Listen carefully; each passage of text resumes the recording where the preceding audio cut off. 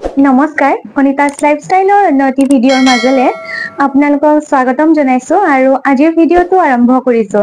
আজিৰ এই ভিডিঅ'ৰ জৰিয়তে মই আপোনালোকক আমি সকলোৱে ভুগি থকা এটা ডাঙৰ সমস্যাৰ ওপৰত টিপছ দিব আহিছো আৰু এই সমস্যাটো হ'ল আমি ল'ৰা ছোৱালীয়ে উভয়ে ভোগা চকুৰ গুৰি কলা পৰা সমস্যা।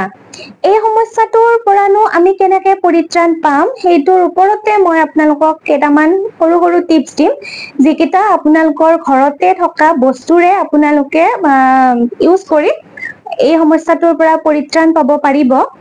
কিন্তু তাৰ আগতে মই আপোনালোকক জনাব বিচাৰিছো যে আমাৰ চকুৰ গুৰি কলা পৰা সমস্যাটোনো কিয় হয়। চাওক, এতিয়া চকুৰ গুৰি কলা পৰা সমস্যাটো বিভিন্ন কাৰণত হ'ব পাৰে। প্ৰথম কাৰণটোতো হৈছে আমি যদি টোপনি ভালকে নাযাওঁ, যদি আমাৰ টোপনি ভালকে নাহে তেতিয়াহ'লে কি হ'ব, আমাৰ চকুৰ গুৰি লাহে লাহে লাহে লাহে কলা পৰিব আৰম্ভ কৰিব। আৰু যদি আমি পানী কমাই খাওঁ, পানী ভালকে খাব লাগিব, টোপনিও ভালকে যাব লাগিব, তেতিয়াহে আমাৰ ছাল চুলিৰ বিভিন্ন সমস্যাৰ পৰা আমি পৰিত্ৰাণ পাম। মোৰ চেনেলত আগতেও এনে ধৰণৰ টিপছৰ ছাল চুলিৰ বিভিন্ন ধৰণৰ সমস্যাৰ ওপৰত টিপছ দিয়া ভিডিঅ' বনাই থোৱা আছে। আপোনালোকে ভিজিট কৰিব পাৰে ভিডিঅ' কেইটা, তাতে গম পাব। মই এইটো বিষয়ৰ ওপৰত কৈয়ে থাকো যে পানী বেছিকে খাব লাগিব আৰু টোপনি ভালকে যাব লাগিব, তেতিয়াহে আমাৰ ছাল চুলিৰ সমস্যাৰ পৰা আমি পৰিত্ৰাণ পাম। এতিয়া কথা হ'ল, বৰ্তমান সময়ত কেনেকুৱা হৈছে, মানুহবোৰৰ টোপনি কমকে যায়। বিভিন্ন ধৰণৰ টেনচনত হ'ব পাৰে বা কিছুমানৰ অভ্যাসৰ কাৰণে হ'ব পাৰে।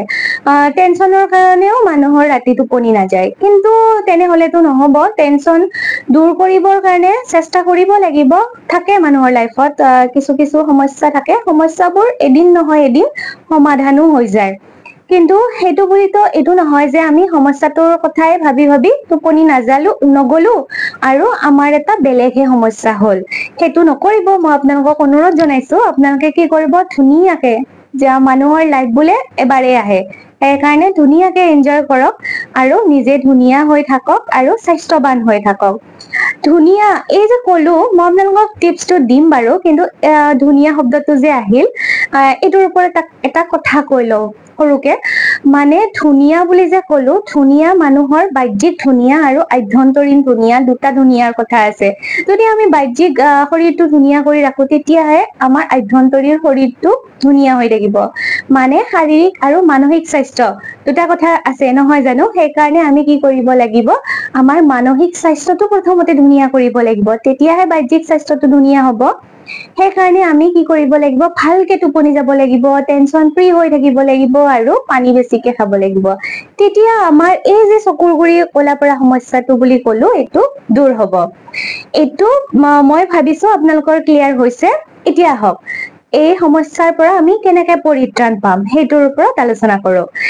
এতিয়া আমি কি কৰিব লাগিব, মই ক'লোৱে নহয়, একেবাৰে সাধাৰণ টিপছ দিম মই আজি আপোনালোকৰ ঘৰতেই আছে এইবোৰ। কি কৰিব লাগিব, আপুনি আপোনাৰ ঘৰত থকা মৌ-জোল এচামুচ ল'ব লাগিব আৰু ল'ব লাগিব কেঁচা আলু। কেঁচা আলুটো ধুনীয়াকে পৰিষ্কাৰ পানীৰে ধুই ৰুকি ল'ব আৰু আলুটোৰ পৰা ৰস উলিয়াই ল'ব। যদি আপোনালোকে এচামুচ মৌ-জোল লৈছে, তেতিয়াহ'লে ল'ব আলুৰ ৰস 2 চামুচ, 1 চামুচ বেছি হ'ব লাগিব। এনেও 1 চামুচ বা আধা চামুচ মান হ'লে হৈয়ে যাব, কাৰণ চকুৰ গুৰিখিনিতহে, এইখিনিত ভালকে মাছাজ কৰি দিব লাগিব, অকমান হ'লে হৈ যাব।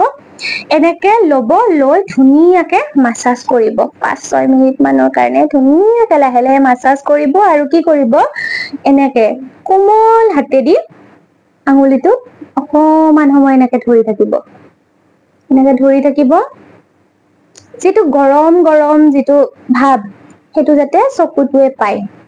এনেকে অকমান টাইম ধৰি থাকিব, তাৰপিছত লাহেকে এৰি দিব, আৰু অকমান টাইম এনেকে ধৰি থাকিব আৰু লাহেকে এৰি দিব।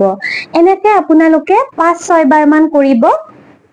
তাৰ পিছত আপোনালোকে যেতিয়া শুকোৱাৰ নিচিনা অনুভৱ কৰিব, তেতিয়া ধুনীয়াকে ধুই ল'ব। এইটো হ'ল প্ৰথম টিপছ।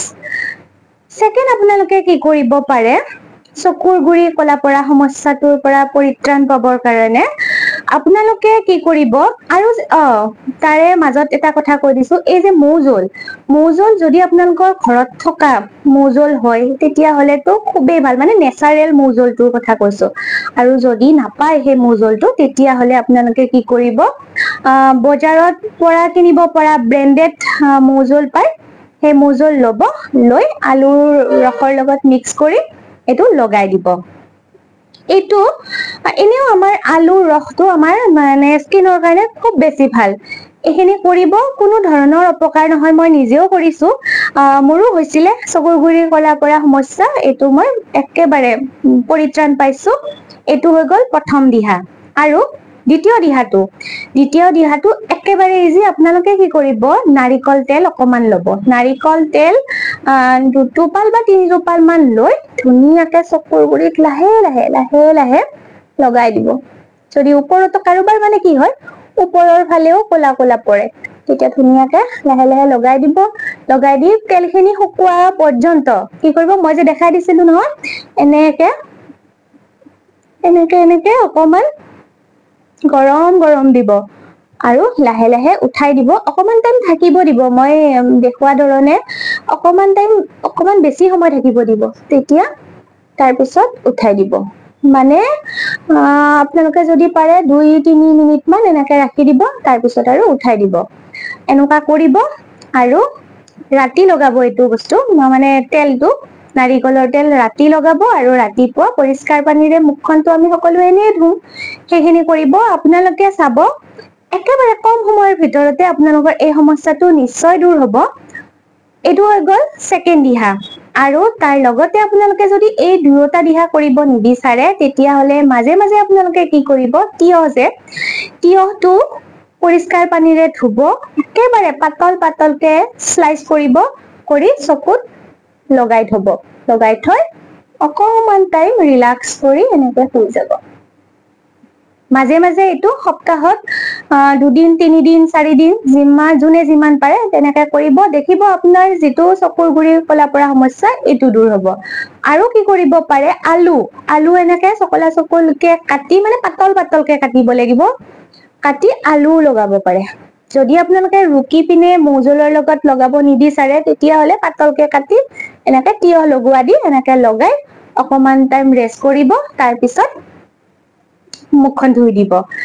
এইকেইটা মানে দিহাৰ যিকোনো এটা দিহা আপোনালোকে কৰি চাওক, নিশ্চয় আপোনালোকৰ চকুৰ গুৰিৰ কলা পৰা যিটো সমস্যা, সেইটো নিশ্চয় দূৰ হব। আৰু লগতে আপোনালোকক এইটো কথা মই জনাব বিচাৰো যে টেনচন কমকে লব আৰু পানী বেছিকে খাব, ভালকে টোপনি মাৰিব, তেতিয়া আপোনাৰ চকুৰ গুৰিৰ কলা পৰা সমস্যা, ছাল চুলিৰ বিভিন্ন ধৰণৰ সমস্যা, এইবোৰ নিশ্চয় দূৰ হব।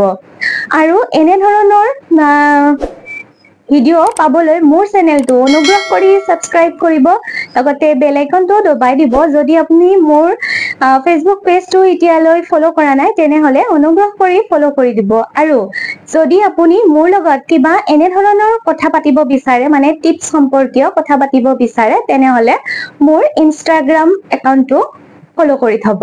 ভনিতা বৰকটকী বুলি আছো, মোৰ নাম যিহেতু ভনিতা বৰকটকী।